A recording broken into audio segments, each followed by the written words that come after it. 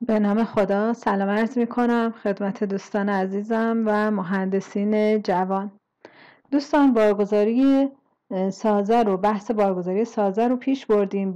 بارهای ثقلی رو گفتیم برای سازه های متعارف، در واقع بارهای لرزه‌ای رو هم که چطوری محاسبه کنیم، کار با آیین‌نامه 2800 اینها رو هم توضیح دادیم. فقط از این مبحث برای ساختمان‌های متعارف یک بحثی مونده، این رو هم من توی این جلسه خدمتتون ارائه میدم و اون هم بار قائم زلزله هست. تا قبل از زلزله بم تصور میشد که نیروی زلزله فقط مؤلفه X و Y داره، یعنی در راستای پلان ساختمان، و تصور بر این بود که بار مؤلفه قائم یا مؤلفه Z خیلی مقدار قابل توجه و اثر قابل توجهی نداره.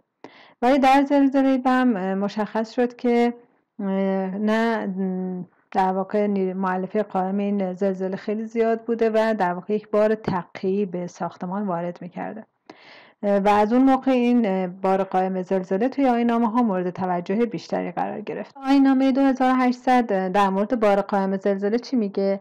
میگی که اول که اجباری هست باید در ساختمان حتما اعمال بشه و به این صورت که من الان این بندها رو براتون میخونم و توضیحی هم در موردشون ارائه میدم. ببینید، اول به این صورت باید اعمال کنیم که به کل سازه،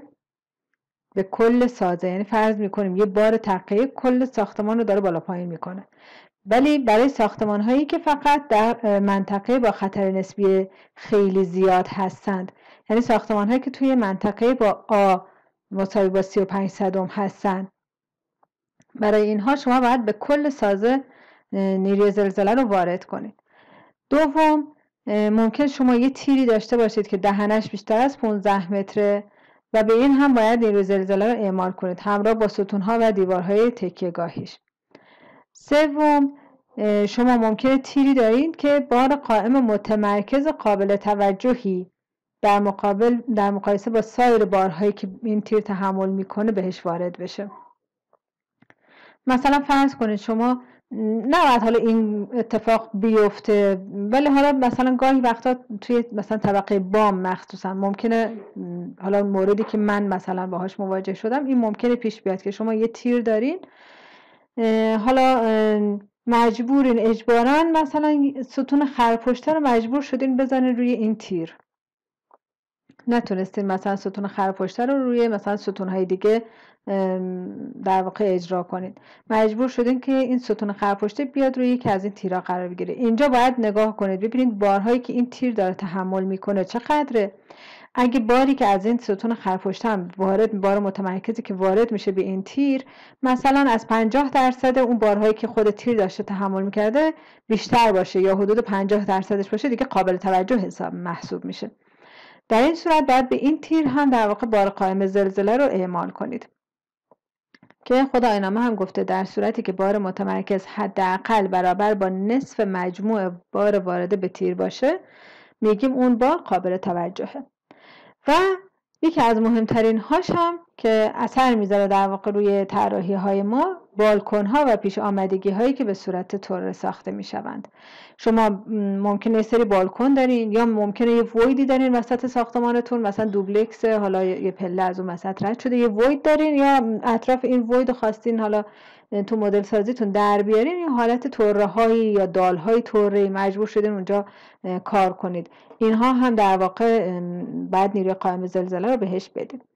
حالا این نیروی قائم زلزله رو چطور باید حساب کنیم؟ در مورد بالکن ها خود آیین‌نامه اینجا گفته در مورد بالکن ها و پیش آمدگی ها باید هم رو به بالا هم به رو به پایین در واقع در نظرش بگیریم، یک جوری که در واقع کاهنده بار ثقلی هم نباشه و مقدارش هم 6/10 کلا مقدار این بار قائم زلزله 6/10 آی دبلیو پی هست که آ همون شتاب زلزله هست، آی ضریب اهمیت هست و دبلیو پی هم وزنی هست که شما باید در نظر بگیرید. ببینید دبلیو پی رو اینجا گفته که برای حالا این حالت الف، حالت الف در منطقه با خطر نسبی خیلی زیاد. این WAP در مورد بند الف اینجا توضیح داده. در مورد بند الف بار مرده هست. بند الف چی گفته؟ گفته آقا اگه ساختمانی داریم که توی منطقه با آ مساوی با 35 صدم هست، توی این رابطه شما باید این WAP رو بگیری بار مرده ساختمان. که خب ما اینجا توی ایتابز وقتی میخوایم اینو اعمال کنیم یه زرنگی میکنیم، میاییم توی ترکیبات بار ضریب بار مرده رو دستکاری میکنیم. ضریب دد لود رو دستکاری میکنیم که اثرات این همونجا اعمال بشه. خب پس تکلیف این بند الف توی این مناطق مشخص شد. پس ضریب بار مرده تو ترکیبات بار برای منطقه آ مساوی با 35 صدم و سایر مناطق متفاوت هست. خب دیگه چی گفته؟ گفته در مورد سایر بندها. این سایر بندها مخصوصا این بالکن ها هستش بار مرده به اضافه کل سربار. بار مرده و زنده و نمیدونم اگه مثلا بارهای بعد از ساخت داریم و اینا، همه اینا با هم جمع میکنیم میذاریم توی این WAP و اینها رو هم در نیروی قائم زلزله رو در این موارد سایر موارد در واقع در هر دو جهت رو به بالا و رو به پایین جداگانه باید به سازه اعمال کنیم. یعنی توی ترکیبات بارمون به اضافه EAV FV مثلا یا EAV منهای EAV این رو باید اعمال کنیم. و در طراحی پی هم گفته نیاز نیست که نیروی قائم رو به بالا رو حالا در نظر بگیریم براش.